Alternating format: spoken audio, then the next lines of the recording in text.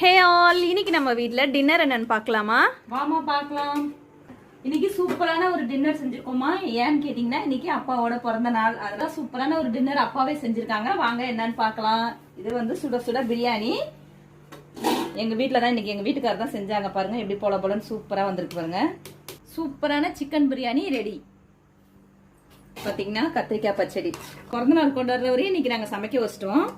அதுக்கப்புறம் வந்து மட்டன் தொக்கு, அதுக்கப்புறம் வந்து சிக்கன் தொக்கு.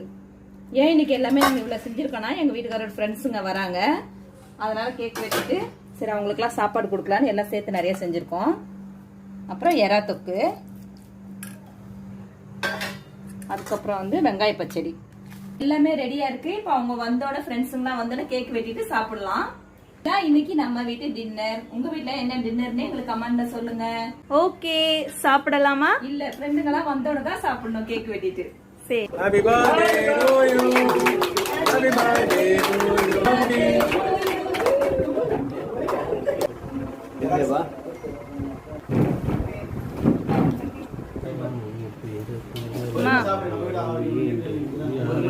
அம்மா